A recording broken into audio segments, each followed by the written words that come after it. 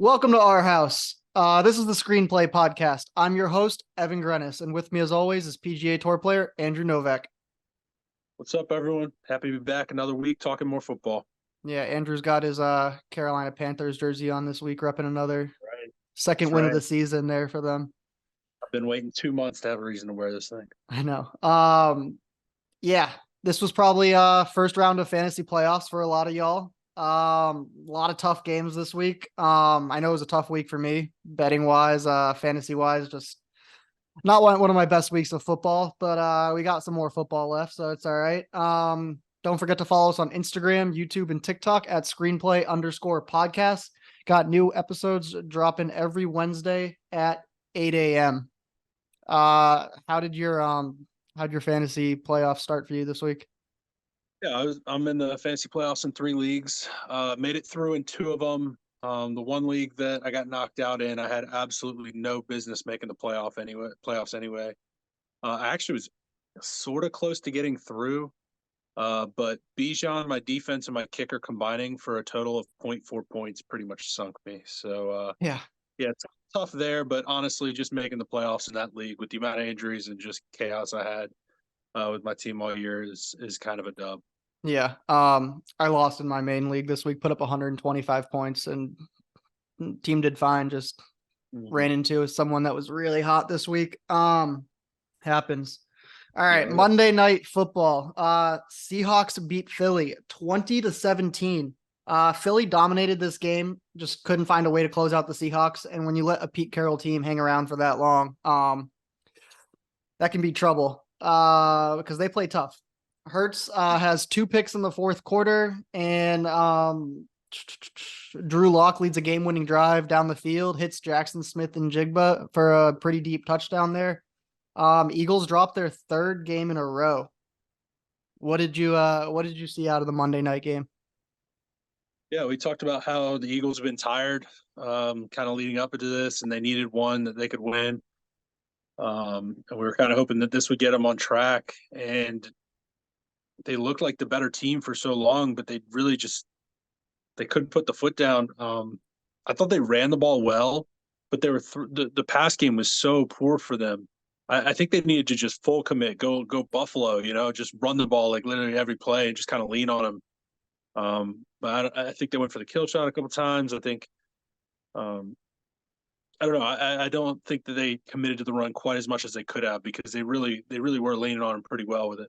Yeah, there was Uh, a turning point. I think in the fourth quarter with like maybe 8 minutes left. Hurts threw a pick, but very easily could have been PI. And on the 1 yard line, I mean, you know that Eagles are going to score that with the tush push. That would have brought them up 14.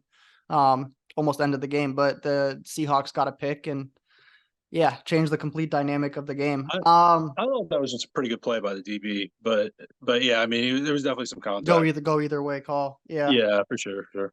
I mean, when I watch the Eagles play, like they have some drives where they'll run Swift a couple times and they'll hit AJ Brown and they'll hit Devontae Smith, and you're just like, damn, like they have it figured out. Like looks so good. Mhm. And then they have other drives where they just like get away from it. And they look like they're really struggling. The only thing I can really think of is they don't have Shane Steichen anymore. I do not think Brian Johnson is nearly as good as Shane Steichen at dialing it up. No, I think you're so starting to see that a bit this year. yeah, when Sirianni took the Eagles team over, his first 7 games he went 2-5, and then he relinquished play calling duties to Steichen. And Hmm. Steichen, I mean, had them on a roll for a year and a half, got them to the Super Bowl. I mean, they have a good record this year. It's not like they're a bad team, but since Steichen's been gone, their offense is just not rolling like it was. I mean, their point differential on the year is plus 18, which for a team with that record is pretty bad. To put that in perspective, the Vikings and the Saints have a better point differential than the Eagles do. Yeah. I mean, this past week, if you look at it, Steichen was kind of cooking with Gardner Minshew at quarterback and Trey Sermon and a guy. Honestly, I mean, I watch a lot of football. I don't even know who the other running back they had in there was. I had never even heard of him, and he was kind of cooking with them. I know, and then Pittman got hurt, and he still dropped 30 on the Steelers. Who the Steelers have a pretty solid defense. Like Yep. it's kind of wild. I think he's super underrated, and I think this offseason probably will be pumping up Anthony Richardson a little bit going into next year because Steichen really impressed me. Yeah. Philly's schedule coming up. They've had a brutal stretch the past month and a half, but they do have Giants, Cardinals, and Giants to finish. So it seems like they're gonna get that um break here, going into the playoffs, which they need. I mean, they're 10-4 now. They should be 13-4 to finish the season. With those three Mhm. games remaining. Yeah, I would think that should be 3 wins for them. All right. Sunday night football. The Ravens beat the Jags 23-7. With this win, the Ravens clinch a playoff berth and become the clear lead as the best team in the AFC right now. The Jags are just making so many mistakes. They're very inconsistent. They have a great roster, they have great weapons, they have a great coach. They're a good team, but they're not a great team. We had this So, conversation. We had this conversation a couple of weeks keep going. ago, but I just don't think Trevor Lawrence is like at the elite level to Yeah, bring this team to that yeah. greatness that people think they are. We talked about it before on the thing, and then I've got a group chat, a bunch of my buddies, and a lot of them are Clemson fans. I'm from South Carolina, a lot of Clemson fan friends, and they love pumping up Trevor Lawrence. And I got in a discussion with them because I was like, Trevor Lawrence has been super disappointing considering all the weapons he has. I was saying he borderline has top 10 units at every position, like Yeah, definitely I mean, he's ETN. Like got ETN is the ETN, top five. Ridley, Zay Jones. And He's got Kirk, who's on IR. Got a so great tight end. He's got a pass rush, yeah, Josh Allen. I mean, like they've so got the tight pieces. end, tight end and running back are easily top 10. You could argue running backs top five. His wide receiver group, I was saying was borderline top 10, guaranteed top 15, definitely top half in the league. And these Clemson fans were saying that that's wrong, and he doesn't have anything to work with. So I wanted to ask you, like, how do you feel about his wide receiver group? Like, I think he do you has. think I think he has three real wide receivers, and then you throw Evan Ingram in yeah, there, who is a pass catching tight end. He's got four weapons, and then you got mm-hmm, ETN coming out of the backfield. mm-hmm. Like he's got plenty of weapons to work with. It's plays Like like this past week, like Trevor Lawrence fumbled a ball with no yeah, one around him and just gave it to the Ravens. It's like mm-hmm, it's just little weird, not buttoned up mistakes. I mean, Trevor Lawrence, I'm not saying he's a bad quarterback, but he's just not. I don't think he's a top 10 quarterback in this yeah. league. Like objectively, he has above average weapons around him. He Correct. should be able to do more with that, considering what you look over, see what Lamar Jackson's working with and what he's doing with them. Like, if you want to be considered an elite quarterback, that's what you got to do. Like, you got to elevate whatever you have. So if you have great pieces, you elevate them to like elite level. I mean, you're looking, you know, Brock Purdy. I don't think he's like the best quarterback in the NFL, but he has great pieces, and their offense is absolutely cooking. He's not like inhibiting that. Trevor Lawrence, I think his pieces are good enough that they should be in a better place than they are offensively. Absolutely. Yeah, I mean, I think they've dropped three in a row now, so they're 8-6. They're technically still leading the division, but I mean, if they drop one more game, like they're Trouble, yeah. yeah, if they lose two of the next three, they're probably missing the playoffs. I, yeah. They've So lucked out a bit with that CJ Stroud injury mhm. for the Texans. If that could be like a problem, I think the I think he'll Bengals be are back eight here and six soon. as well. So I mean, yeah, they're Yeah. right. They're right there, falling down a little bit. Let's talk about Lamar Jackson. He's second in the MVP race right now. He's at plus 275. Purdy is at minus 200. So I mean, I don't think you can bet Purdy at minus 200 at this point. Ravens play the 49ers this week. Basically, this is an MVP game. Whoever wins this game, I would think, would jump to number one in the MVP. I think that's probably safe to say. Yeah. I mean, if Purdy wins this game over Lamar, like how would you give it to Lamar? Mm-hmm. And if Lamar outplays Purdy, like how would you give it to Purdy? I mean, I think this game is just for the MVP here next week. So pretty big, and I think it's on Monday night too. Yeah, Monday night, Ravens at 49ers. So that'll be one of That's the uh, that's games of a the season. that's a Christmas game. About a month ago, someone commented on one of our videos and he's like, "Hey, the Super Bowl's already scheduled. It's Ravens versus 49ers. Look at the color of the logo." And I'm just like, that's full of crap. Like, whatever. Like, it's not already scripted. And Now a month later, I'm like, Wait, because it's like red and purple. yeah. He was like, yeah, those are the two teams playing in the Super Bowl, and I'm just like, I'm not buying into Well, conspiracy theories. how do you not know it's like Vikings and I know, but a Patriots? month later, now I'm like, my kid might be right. Um, but yeah. Don't know All about right. that one. Uh, Bills beat the Cowboys 31-10. The market was on the Bills this week, and they were right. I was a bit skeptical. Thought the Cowboys could very easily win this game. But it's clear that the Bills have found what's working in their offense, and it's clear that the Cowboys on the road are not the same team. Uh, Dak on the road and trailing is just a different human being than Dak at home when leading. This week he went 21 for 34, 134 yards, no touchdowns, and a pick. It's like two different quarterbacks here when we look at the stats. 7-0 at home, 3-4 on the road. His completion percentage 74 at home, 63 on the road. He's passing for 100 yards more per game at home. His touchdown to interception ratio at home 20-2, on the road 8-5. Something's going on where they're just not bringing their game on the road with them. Yeah, and it's kind of looking like they're not going to be having home field advantage for the playoffs at this Exactly. rate. They've got two tough games still left, so they're going to have to figure that out if they want to make it to the Super Bowl. That's for sure.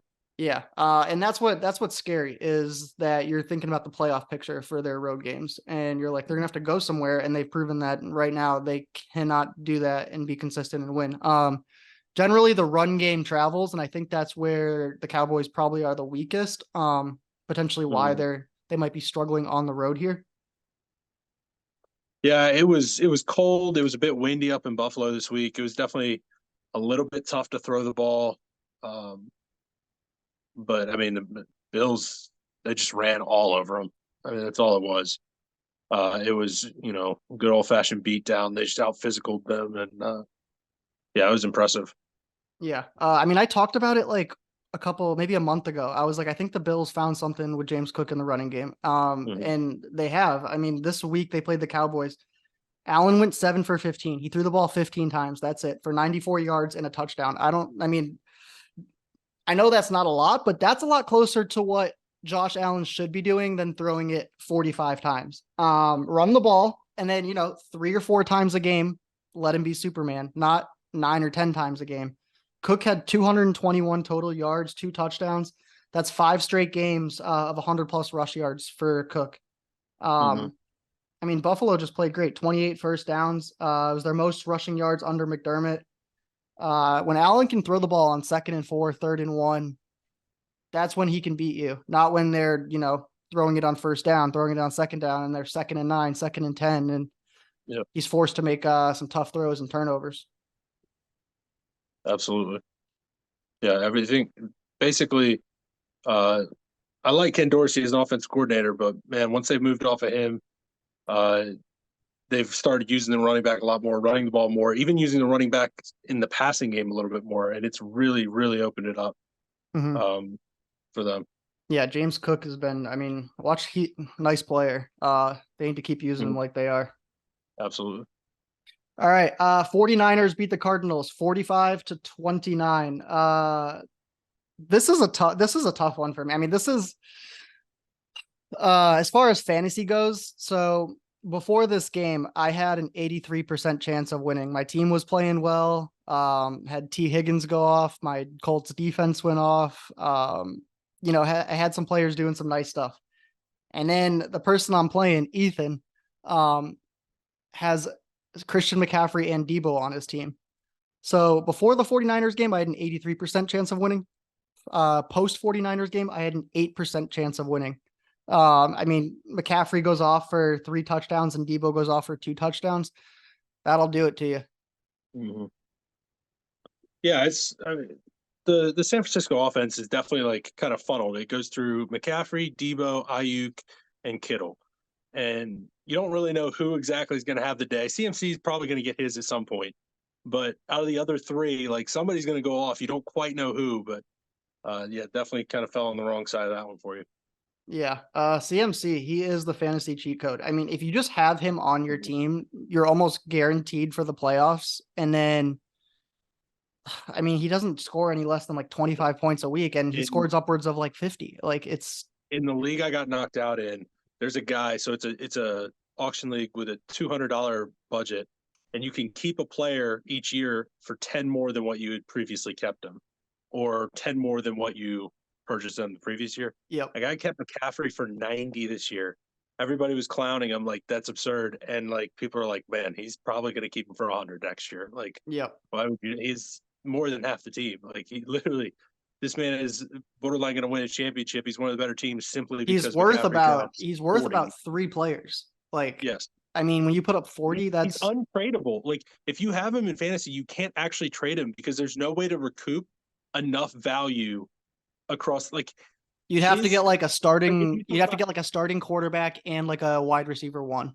Like, no, like if I mean you're talking about like in baseball terms like wins against replacement, like the amount of value you'd have to replace from dropping from him to even the next best running back is just that's so far. Like you just can't even trade him. He's that good. yeah, he'll be the number one pick in fantasy for a lot of leagues next year.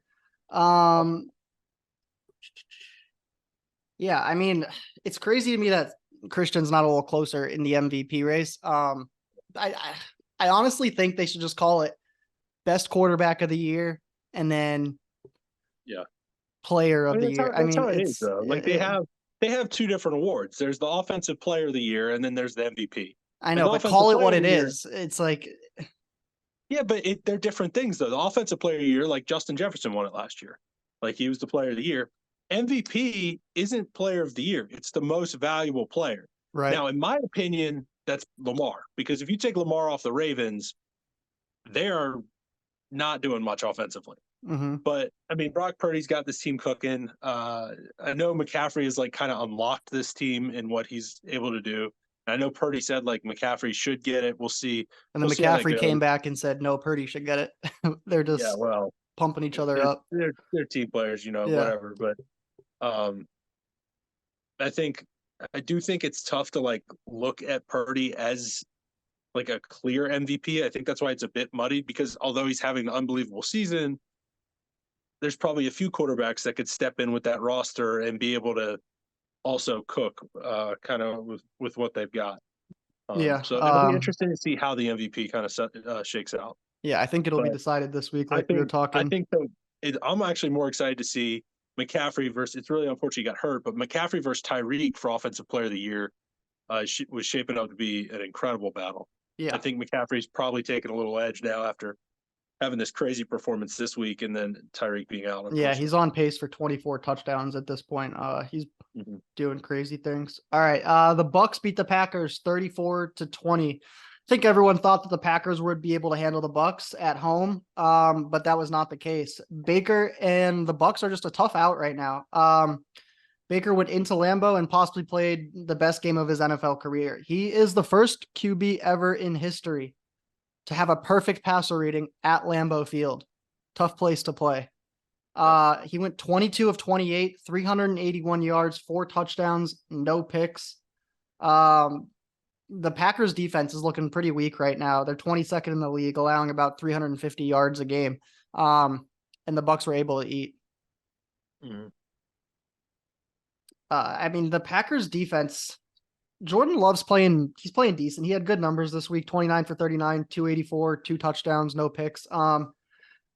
Think that defense just needs to pick it up a little bit with how the Packers offenses are playing. I went through it and counted out they have 7 first-round picks on that Packers defense. They just got to be performing probably a little better than what they are to see the consistency out of them. That I mean, they're a young team, so I think this is something we'll see moving forward. But I think that's definitely a centerpiece that they got to focus on. Yeah, their performance against the run this year has definitely been disappointing. But to see what Baker did to him this past week, really carving them up in the passing game, is very concerning. I mean, Packers obviously are very much like a bubble team for the playoffs. They probably need to kind of win in now. Yeah, so Packers are 11 seed right now. It's 6-8, but their schedule is super doable coming in. They got Panthers, Vikings, Bears. Um, they should be able to win all three of those games. Vikings probably being the hardest one, but yeah, if they can go 9-8, win their last three games, I think that would sneak in. Yeah, the NFC, there's a little margin there. Um, we'll see. I mean, they're definitely not there. Like they're a team that's probably 1 or 2 years away. Um, I believe they they're need the like they youngest in the need league, so I mean they're ahead of yeah, pace. Like I like them they're for exactly. Yeah, they're yeah. kind of ahead of schedule. I think like we've seen like good things from Jordan Love, like enough that like okay, yeah, you can build around this guy. They need like wide receivers. They need weapons for him, and then yeah, they're gonna have to get the kind of the defensive line cleaned up. I think maybe some run stuff and defensive tackles, something like that, pass rusher somewhere. Um, but I mean, if they could, sneak in the playoffs, that'd be awesome. Just to get Love, some playoff reps, with no pressure. Like they know they're ahead of schedule. Like Yep. if they make it, then great. So if you're in the Bucs front office with what you've seen out of Baker this year, are you re-signing him next year? Baker's been good, man. Yeah. He's been very impressive. Like a lot better. Being a Panthers fan, I've seen the bad Baker. So of course, him going there and being successful is pretty impressive. The Bucs are kind of in an interesting position though. You've got Godwin, you've got Evans getting older. Like Evans, unbelievable this I year. believe Evans But is on a contract year right now. I yes, believe this is last year. I yeah, don't know if he's gonna stay there. He's gonna want to get paid pretty good. I mean, yeah. he's got 8 straight seasons of 1,000 So plus. I mean, they definitely have some decisions to make. I think it's 10 actually, 10 10 straight seasons. straight. Yeah, it's a lot.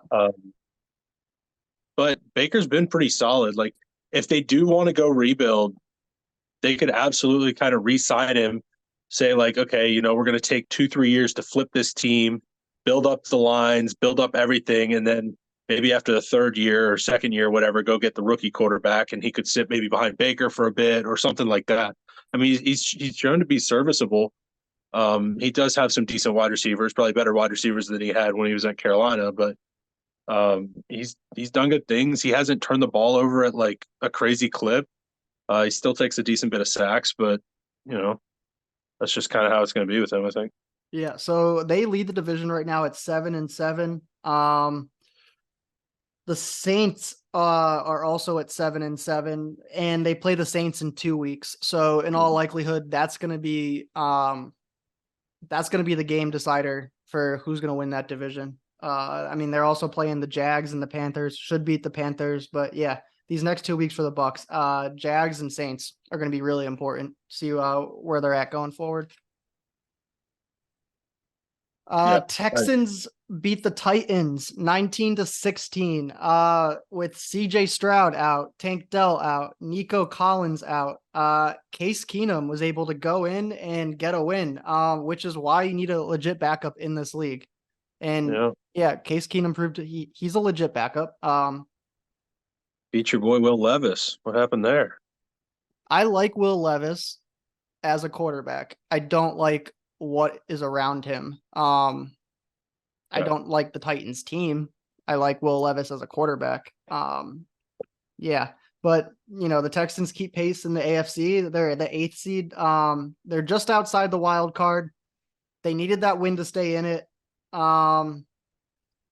They got the Browns, the Titans, the Colts to finish. That last week, that Colts game is going to be very important for the Texans because the Colts have that 7 seed right now. So the Texans yeah. needed this win to stay in it. Let's talk about Coach of the Year, D'Amico Ryans. To me, I think he's the Coach of the Year. Right now he's third in MVP Coach of the Year voting at plus 250. What do you think? Who's ahead of him? Take a guess. Um, 2 coaches ahead of him. Lions coach Dan Campbell, Yep.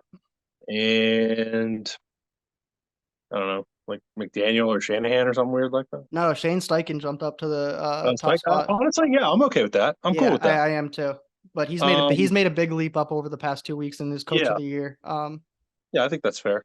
Well, that Texans Colts game might be for Battle of Coach of the Year then too. Oh, I didn't even think about that. That's true. Yeah. Honestly, yeah, yeah, I'm good with that. I think Ryan's again, like we've talked about the Packers ahead of schedule, like Texans are very much ahead of schedule, like 2 years ahead of schedule, maybe Yeah, I even. was gonna say at least a year and a half ahead of schedule. Yeah. With So really impressive stuff. All three of those coaches like would be super deserving. So I yeah, think how about Noah Brown this week? I said it on the podcast last week. I was like, go pick him up off waivers. Like they're gonna have to throw to someone. 8 for 11, 82 yards and a touchdown, 20 something fantasy points. That was the snag of the week if you could have gotten him. yeah, listen to Evan there on that one. I hope y'all did not listen to my Xavier Hutchinson. Although he ran a lot of cardio, he did not get much action. So I think you called the Ty Chandler pretty good, but yeah. yeah, I'll take it. Let's talk about Derrick Henry for a second. 4 of his last 6 games, he's rushed for under 40 yards. He unless he gets some touchdowns on the goal line, he's just not very effective anymore. I mean, his last 6 games, he's gone 9 yards, 34 yards, 102, 76, 38, 24. Just not the back he was of 3 or 4 years ago. Yeah, I mean that you see that with running backs. He's had an unbelievable career, but he's 30 now? So I believe he's up he's there. 20. Yeah. Okay, he's 29, but he turns 30 in 2 weeks. Yep. So yeah, I mean he's you get to that 30 number as a running back, you might as well. I mean, you're anxious at that point. 28's old for a running back right now. So Yeah. He's been yeah, living he's had on an our bus unbelievable list. career, but he's getting to the end of it. The team like isn't that great. Their offensive line's not what it used to be. Their wide receivers don't really scare anybody, so teams can just pack the box. And yeah, it's just not much that he can do. Yeah. Browns beat the Bears 20-17. Bears found a way to lose this game, which this franchise is used to. They had a 10-point lead. Flacco threw 3 interceptions. The Bears still lost. It's what they do. They had 8 possessions in the second half. They managed to get 1 field goal out of it. It's just so bad. Yeah. I'm so over watching Fields Yeah. play the I football in think Chicago. I think 39 Bears turn. fans are actually kind of happy with this game. I mean, they take the loss, improves their draft position, and it's just becoming more and more clear that Fields isn't going to be the quarterback going forward. So now, there's not a divided fan base or anything. It's everybody's gonna be like, all right, we're taking Caleb with the Panthers pick, and we're good with that. All right, I want to talk about that for a second. So the Bears obviously need a quarterback, but they have a lot of opportunity to gain extra draft picks here. Let's say that I mean, I'm a Patriots fan, so I would love for this to happen. But let's say, the Patriots trade up to the number 1 spot. Bears move down to the 2nd pick.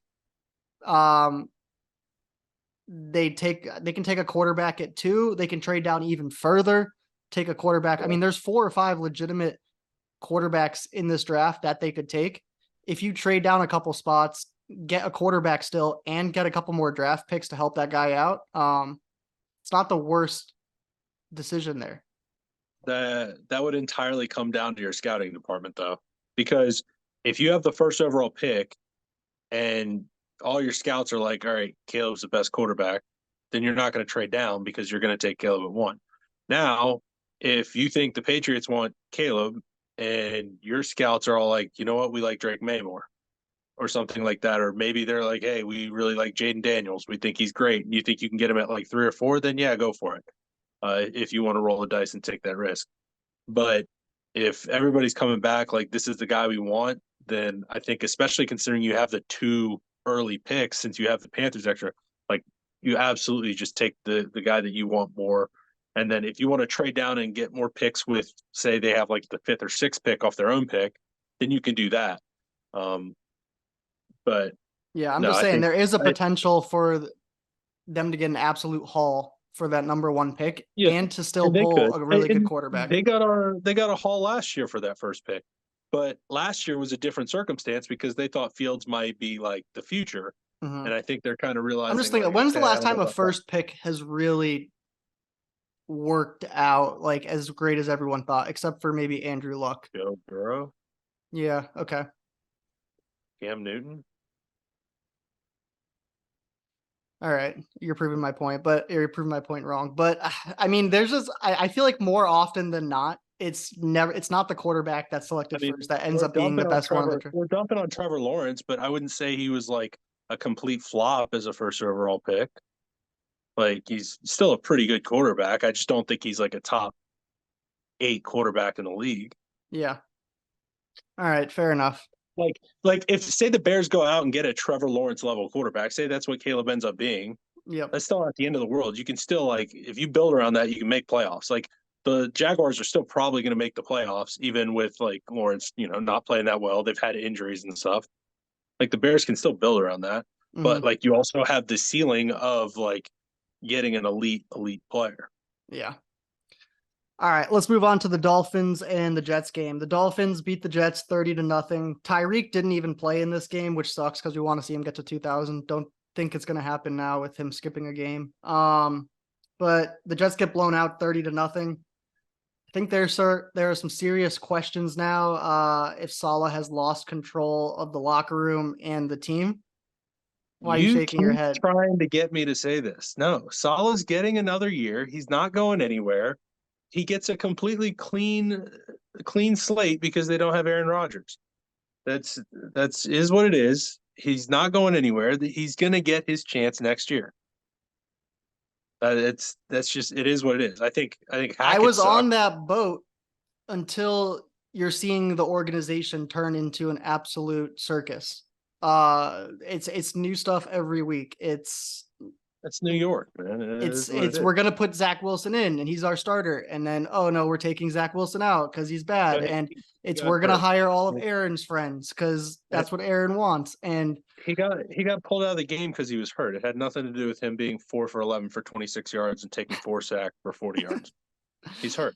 yeah, but there's just so much going on in that Jets organization now that I don't even know if he will be able to hold that job. It's just too chaotic, too much noise. The situations that they run into on a weekly basis, it's a new story every week. You see them on the sidelines. He just looks like he has no idea what's going on. We'll see if he sticks around. I I'm not still sure think what's going he's to going to happen get the there benefit anymore. of the doubt. The only way he doesn't get the benefit of the doubt is if he does something to make Aaron Rodgers mad, and Aaron Rodgers goes to the owner is like, "Hey, I want a new guy," You and then think he'll be Aaron like, "Yes, Rodgers sir." has that much control over it right now? I mean, Well, I think there's no other. Solid. There's literally no other explanation for why Nathaniel Hackett is still there. Yeah, it's terrible.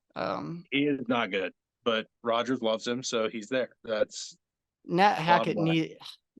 I think he needs to go regardless of Aaron playing next year. I Do you think understand that'll that, but happen? I don't think he will. I think everybody's going to stay, and they're going to be like completely lost year, all because of Achilles injury. That doesn't count. Just rerun it next year. That's literally, I think, what's going to happen. Sounds like something the Jets would do. Yeah. Yes. All right. Lions beat Denver 42-17. Lions back at home off of a bad loss last week, and they take it out on Denver. Absolutely destroy them. Sean Payton, I mean, I think you've probably seen this. Everyone's seen this. Sean Payton was yelling at Russ on the sideline, kind of like he was a child. Mhm.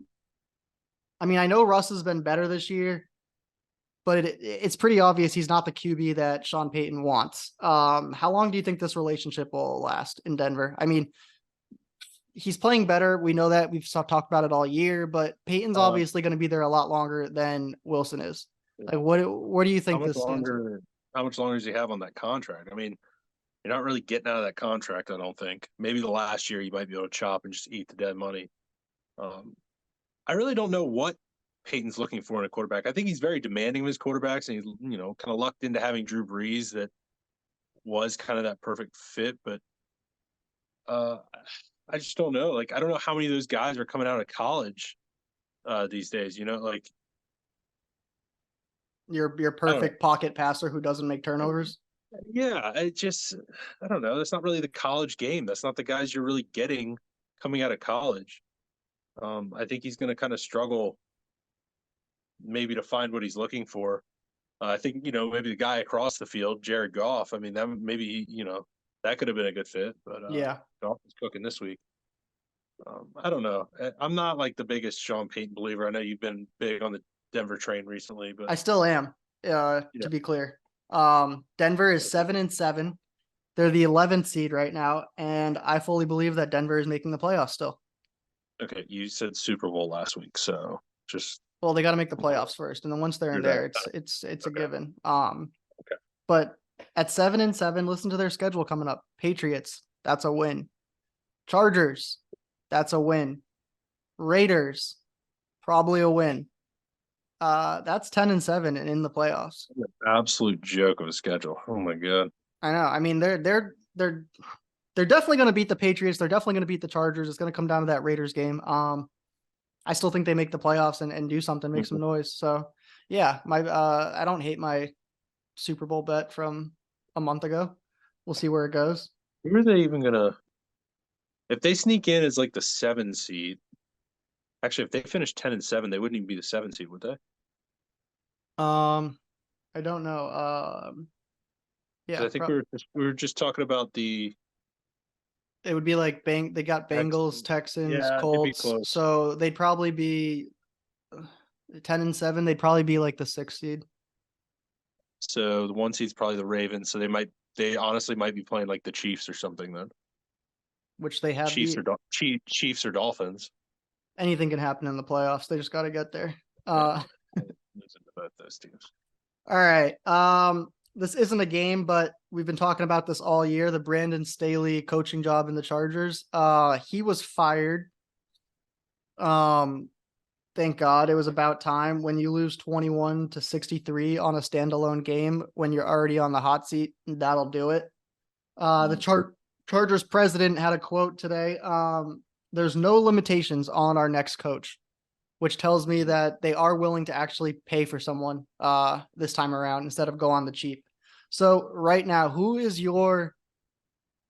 you believe is going to get that Chargers head coaching job?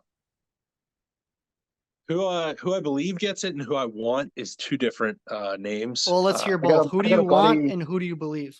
Yeah, I got a friend he's a big Oregon guy, so he's a big Herbert fan, and so he always wants the best for him. And I think the current kind of rumor is they might be looking at Harbaugh as the guy, which I don't know if I would love that. I'd love to see Ben Johnson with Herbert. I think that would be an awesome fit. I think Herbert does everything golf can do and does it a little bit better. So I think that would be a super good fit. I think they have, obviously a really, really good quarterback to help, kind of lure Ben Johnson over there. I think that would be great. I would love to see, a good offensive mind come in and help with that. Right. So Harbaugh is 1, 2, 3. He's 5th in the odds to land the Chargers job at 9-1. Ben Johnson is 4th on the odds at 7-1. Who do you think's leading that list? Man, is Kellen Moore up there? Like He's up there, higher? not leading. What is he? Is he second or third? Or Yep, 2nd. It's oh kind of an man, unexpected one. Is Belichick up there? 3-1. Interesting. I Okay. cannot see that happening. Him going out to the Yeah. West Coast. He's got houses in New England, houses in Florida. I think go retire in LA. Why not? Yeah, I don't think the Chargers are going to bring in a Go to Florida, defensive retire. I don't Um, know. I'd really like to see Eric Bieniemy take it over and see what he can do with that offense. He is That'd be fun. he's 6th on the list right now at 10-1. But That'd be fun. I'd like to see him get his first coaching head coach job and see what he can do. I think we're going to take him in Carolina though. Hopefully that would be super cool. Nothing to get Bryce fixed and thrown it 50 times a game. That would be super ideal. Yeah. All right, let's get into our power rankings. Man, this week, like number 1, number 2 are obvious, and then 3 through 10, I'm like, That's kind of what it's been though. all right, last like week. 3 through 10 could be anybody here. But yeah, let's get into it. At 10, we got the Bengals. They are 8-6 and inside the playoffs right now. Jake Browning can really play. He may be a starting quarterback in this league. They're a tough out. They have an offensive coach. They still got Jamar Chase. At 9, we got the Browns. They have the most giveaways this year in 30, and they're on their 4th quarterback. But they're great at home. They have a great pass rush. They're well coached. They're winning games. Browns at 9. At 8, we got the Dolphins, 0-3 against teams with winning records. Uh, they scored 30 points without Tyreek against the Jets. Mostert is leading the NFL in touchdowns, and their offense is still electric. At 7, we got Philadelphia. They're on a 3-game losing streak. They don't have their offense figured out right now. They are 7-3 against teams with winning records, and they're averaging 16 points the last 3 games. They really got to figure that offense out. At 6, we got Kansas City. Just didn't know what to do with them here. I was like, Kansas City could be 4th. They could be 10th. We'll throw them here in the middle with 6. They have wide receiver issues. They're 7-0 when they score 21 plus points, but they're struggling to score 21 plus points. Tony is dropping the ball. Kelsey's getting old. They just got to figure out that wide receiving core. 5, we got Lions. Very physical. Not great on the road. They're 9-1 when they hold teams to 28 or less. And 4th straight game over 140 rush yards. At 4, we got the Cowboys. 7-0 at home. Kicker hasn't missed a kick. They're not great on the road, and Dak is a different quarterback when playing on the road. They got to figure that road thing out. 3, Buffalo's made a huge jump up here. They have to go ahead of the Cowboys because they just killed them. They're now running the ball. Cook has 100 plus yards in 5 straight games. Schedule coming in is very easy, and they just beat the Chiefs and the Bills. At 2, Ravens won 8 of the last 9. Number 1 scoring D. Lamar is playing great. Losing Mitchells and Andrews is tough. They just need to kind of stay healthy going into the playoffs here. And at 1 is 49ers, 18-0 when Purdy, Debo, and Christian McCaffrey all play, averaging 6.5 yards per play. That's the 3rd highest in the Super Bowl era. Stacked roster. It's basically 49ers versus the field for the Super Bowl right now. All right, let's get into fantasy. We just finished week 15. Got a lot of booms this week. Who do you got? Yeah, decent bit of booms this week. Starting off on, I believe this game was Saturday. We talked about Jared Goff, huge game, 5 touchdowns, almost 300 yards. Then Laporta had 3 of those touchdowns. They were absolutely cooking. This is back to kind of the Lions offense that we're used to seeing. A good get-right game for them against the Broncos. I'm going to jump down. No Tyreek this week really opened it up for Jalen Waddle. He, like every other week, got hurt on like the 3rd play of the game, but then came back and he was perfectly fine and had 140 yards and a touchdown, including a deep ball, which we've kind of been missing for him this year. So that was good to see. Buccaneers absolutely slaughtered the Packers. Throwing the ball was probably one of the best performances I've ever seen from Baker. Well over 10 yards per attempt, 381 yards, 4 touchdowns.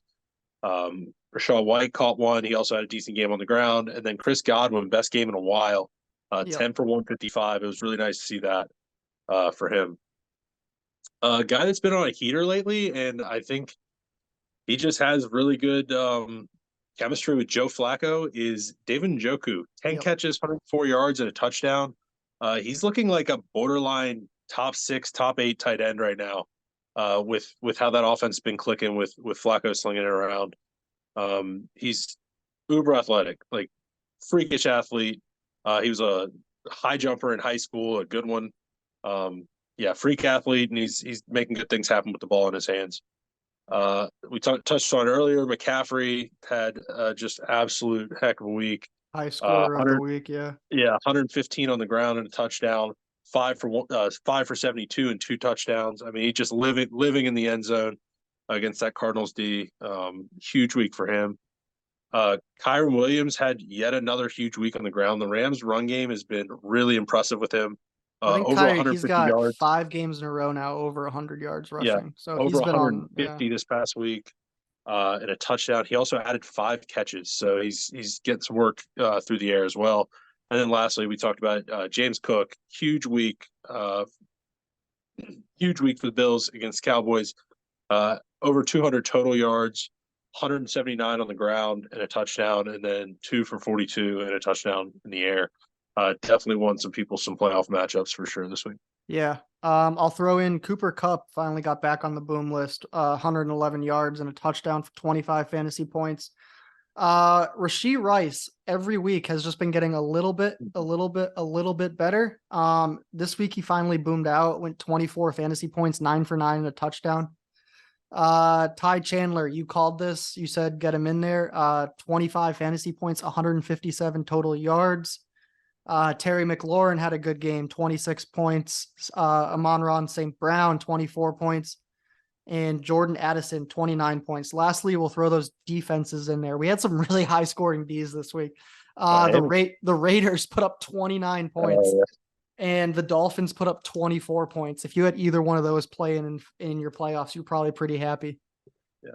One thing to note on Terry going forward, if the Commanders do end up going with Brissett, a lot of those points for Terry, a lot of those yards for Terry came after Brissett came in the game, which is literally like fourth quarter only.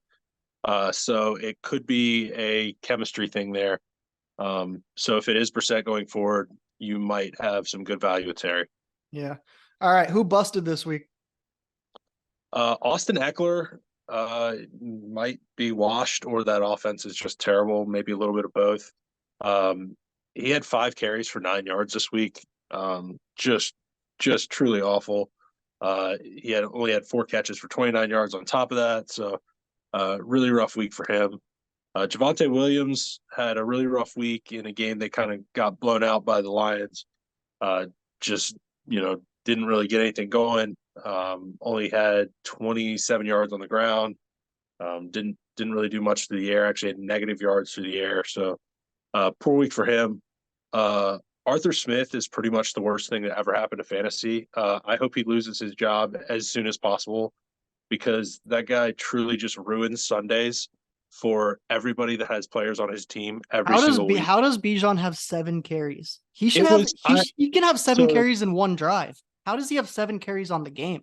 The weather was horrible. So going into the game, you assume Panthers' run defense is pretty poor. Weather's going to be terrible. You're looking at probably, Algier's going to get his. He'll get, 10 to 12 carries.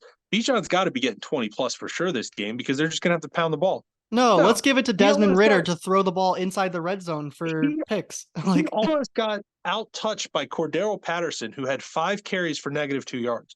You think after the 4th carry, when he was still negative, we're just going to give him the ball again. I don't know what they're doing with Bijan. How this guy, this guy has a job as an NFL head coach. That is a position that a lot of people would love to be in, to be the head coach of an NFL team.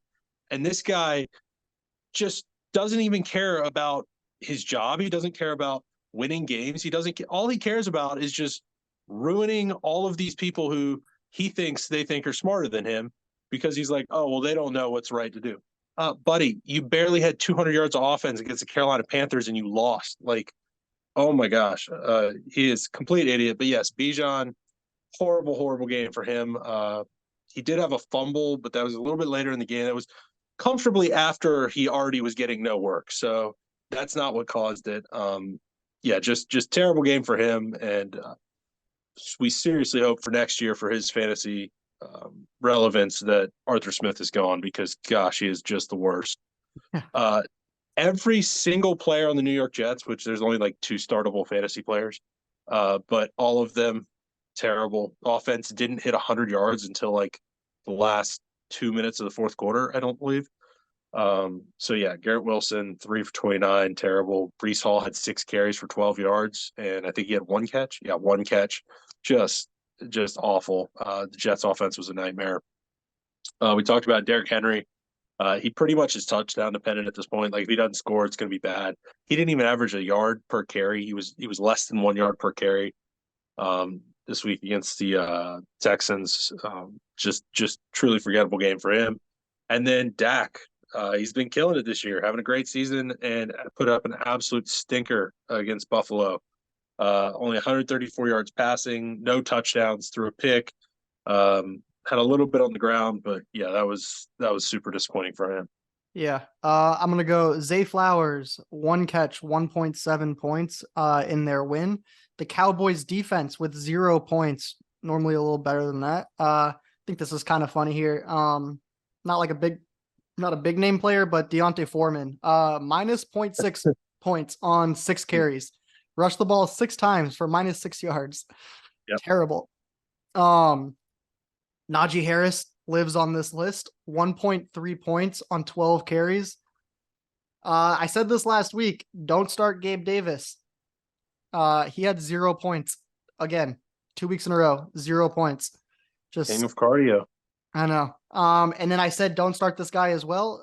Dalton Kincaid, 0 points, 0 catches. He is playing a little hurt, and Dawson Knox is back, so that cuts into his target share.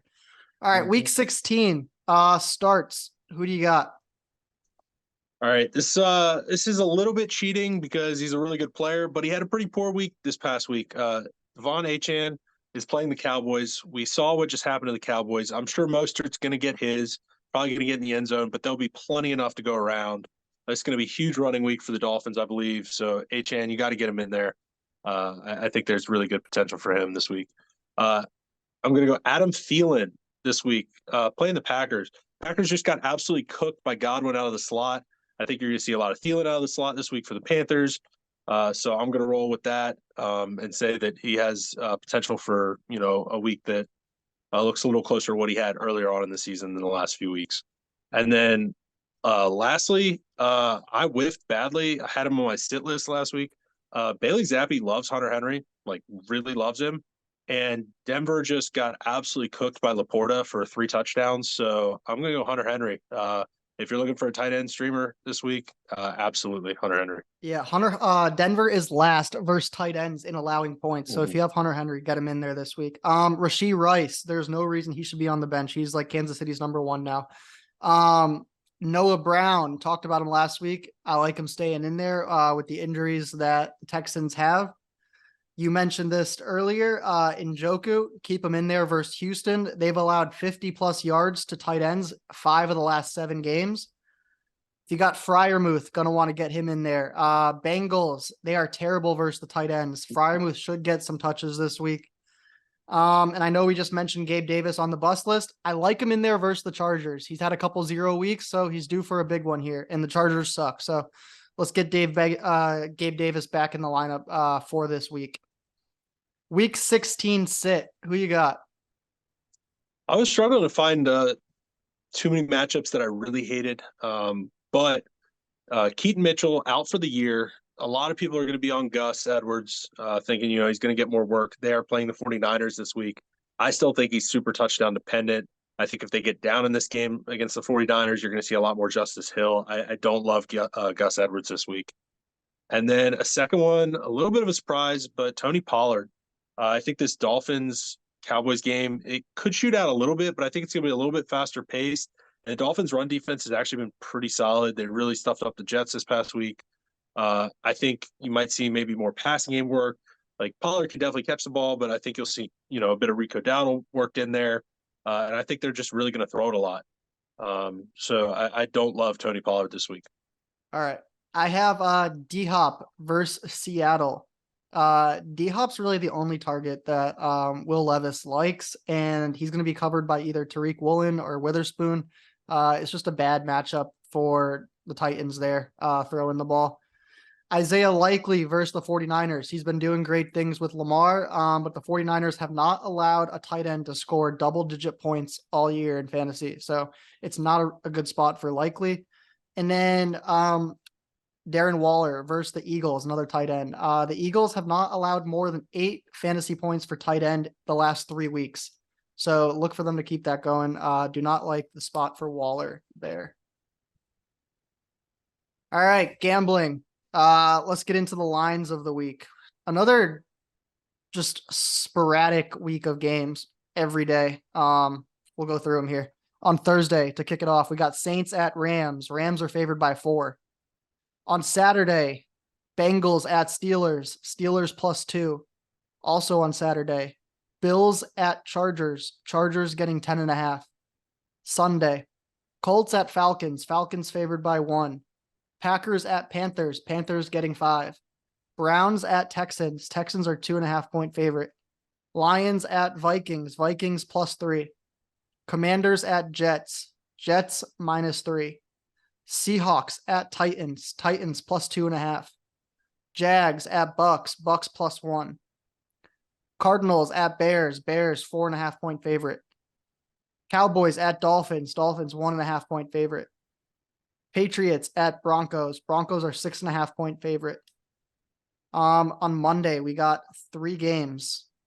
Raiders at Chiefs. Chiefs are 10-point favorite. Giants at Eagles. Eagles are 11-point favorite. Ravens at 49ers. 49ers are 5.5-point favorites. At least they spread the games on Monday out this time. Didn't put them all at the same time. So that's nice. What's your must-win game of the week? Didn't even look at that. Probably Texans playing the Browns. Stroud might be back this week, which would really help there, but they really can't take any more losses. So I will go with the Texans really needing a win at home against the Browns. All right. My must-win game of the week is the Jags. They've dropped 3 in a row. They're down to 8-6 now. Yeah. If they lose a 4th in a row and go to 8-7, like they're seriously going to be in trouble for missing the playoffs. So that's my must-win game of the week. All right, our bets last week. Super cold. They were just, God, they were the Falcons, dude. I'm tired of Arthur Smith. I can't bet that guy anymore. All right, let's have a hot week this week. What do you got? I'm starting with Bills Chargers. I'm taking Bills minus 10.5. I don't see the Chargers, like Bills have pretty good defense. I don't see the Chargers scoring more than, 21 points probably against this defense. And the Raiders just put up 63 against them. I think the Bills have better offense, so I don't know, they might score like 80. So I think they cover that 10.5 pretty comfortably. Then I'm gonna go with the Buccaneers +1 at home playing the Jaguars. I think I'm taking a little bit of dice roll here, but I think Lawrence might be out of this game. There's rumors he's in concussion protocol. If he sits out of this game, I love that value. Buccaneers are playing some good football, and they're looking to win that division, so they've got a lot to play for. And then lastly, I'm doing this just kind of as a bit of a fan, so maybe not recommended, but this is usually the time of the year that Carolina just starts winning games and actually looking good at football for no reason. I'll take them +5, home game, playing the Packers. The Packers defense is a little bit rough. I think Carolina will be able to possess the ball, run the ball a good bit, keep the game kind of ugly. I think it stays pretty close. So Carolina +5. All right. I am going no points here, but Cowboys money line. They're getting 1.5. I'm just taking Cowboys straight up against the Dolphins. Listen, the Cowboys aren't great on the road, but also the Dolphins have not beat a team with a winning record this year. So I'm taking Cowboys money line. I'm going Seahawks -2.5. I think they're living high off of that win on Monday night. And I think it's a bad matchup for the Titans. They're just not going to have anyone to throw it to against that Seahawks defense. And I am going against you on the Bucs. I am taking the Jags -1. Like I said, I don't think the Jags can afford to lose this game. So I'm taking Jaguars -1. Lock them in. All right, that's it. Next week is Christmas. So we'll have a little Christmas podcast for y'all. Any last words, Andrew? Not really. Hope all y'all have a good Christmas. Enjoy it. Football's really spread out this week, so you get a bunch of football days: Thursday, Saturday, Sunday, and Monday. A bunch of games everywhere. Enjoy it. Y'all have good celebration, good time with your families, and yeah, we'll see you next week. All right, appreciate it. Don't forget to follow us on Instagram, TikTok, and YouTube at screenplay_podcasts. Episodes dropping every Wednesday. Leave likes, comments, DMs, questions. Let us know what you think. Appreciate it.